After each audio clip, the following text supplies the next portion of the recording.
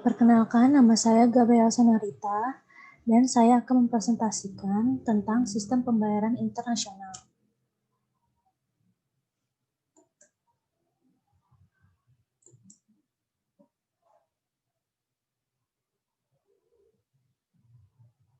Sistem pembayaran internasional. Pengertian dari sistem pembayaran internasional adalah pembayaran atas transaksi yang dilakukan oleh negara-negara yang terlibat dalam perdagangan internasional berdasarkan kesepakatan yang telah dirundingkan sebelumnya.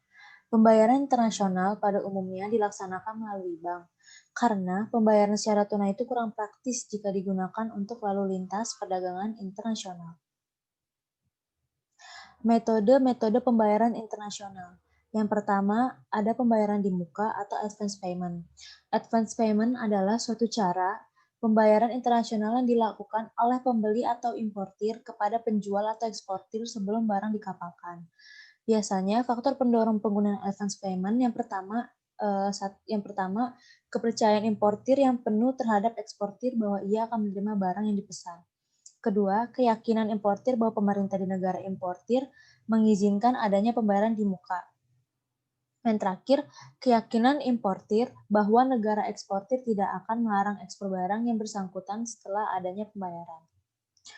Resiko pembayaran dengan advance payment adalah yang pertama, adanya kemungkinan ketidaksesuaian barang yang diproses dengan barang yang akan dikirim. Yang kedua, adanya kemungkinan eksportir sama sekali tidak mengirimkan barang yang dipesannya.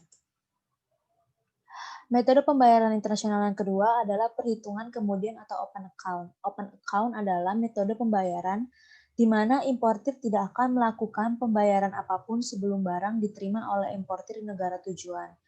Biasanya juga terdapat batas waktu tertentu yang disepakati untuk dibayar setelah barang diterima oleh importir.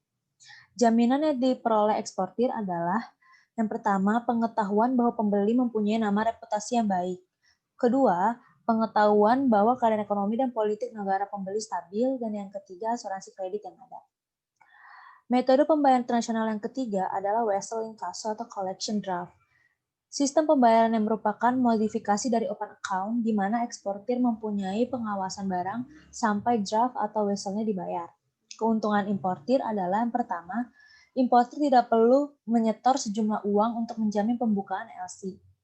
Yang kedua, importir tidak perlu membayar biaya yang besar. Ketiga, importir tidak perlu membayar sebelum menerima dokumen-dokumen pemilikan barang.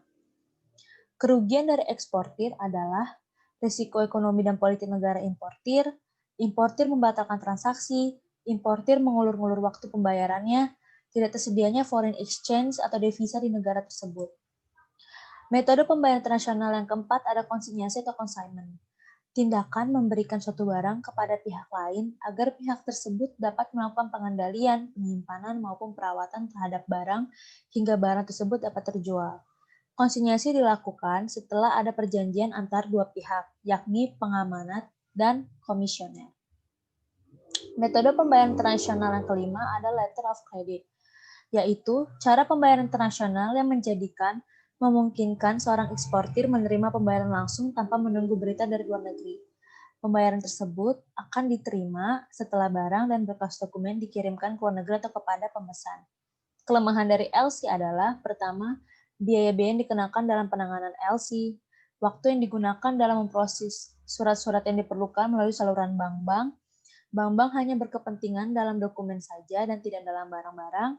Pembeli atau importir tidak mendapat jaminan bahwa barang-barang yang dipesan dengan barang tertentu adalah yang sebenarnya yang dikapalkan. Sekian presentasi dari saya. Terima kasih.